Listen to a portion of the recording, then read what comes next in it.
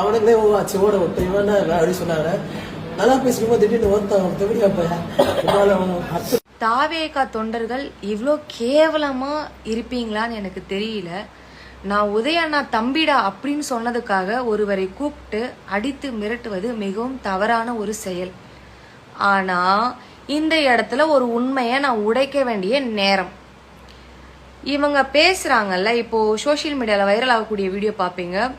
ஒரு 6 மணி நேரத்துக்கு முன்னாடி அவரே பேசக்கூடிய அந்த காணொலியை நான் உங்களுக்கு பதிவிடுறத பாருங்க.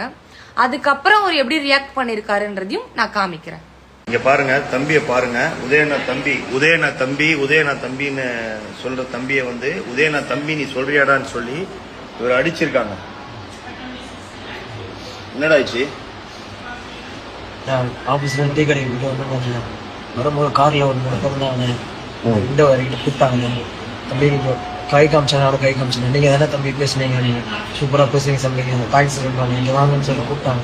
நல்லா பேசுனீங்க தம்பி, சூப்பரா பேசுறீங்க அப்படின்னு சொன்னாங்க. இந்த ஒரு வீடியோவுமே நீங்க பாத்திருப்பீங்க. ஆனா தப்பு யாரு பண்ணியிருந்தாலும் தப்பு தான். தாவேகா தொண்டர்களா இருந்தாலும் தப்பு தான். ஆனா நான் ஒரு விஷயம் கேட்கிறேன், இந்த ஜென்ஸ் மீட்டப் போடுறவங்களுக்கு, இப்ப இவரோட வீடியோ வச்சு சப்போர்ட் பண்ணிட்டு வீடியோ போடுறவங்க எல்லாரையும் தான் கேட்கிறேன்.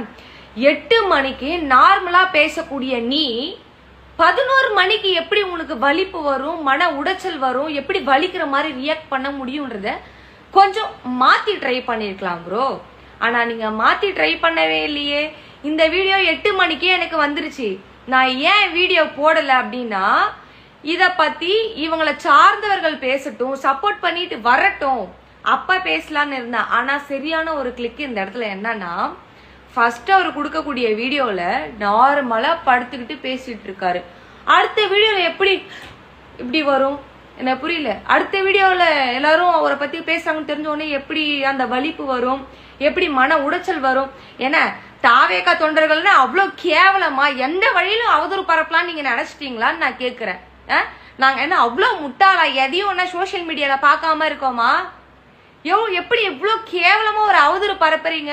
அவரு முதல்ல கொடுக்கக்கூடிய வீடியோவை நான் அட்டாச் பண்ணிருக்கேன், சரியா? முதல்ல ஒரு வீடியோ அவர் கொடுக்கும் போது அவ்வளவு ஒரு சைலண்டா, அப்பவே அவருக்கு வலி இருந்திருந்தா அவர் என்ன பண்ணிருக்கணும், அந்த வலியும் அந்த வேதனையும் அந்த வீடியோல தெரிஞ்சிருக்கணும்.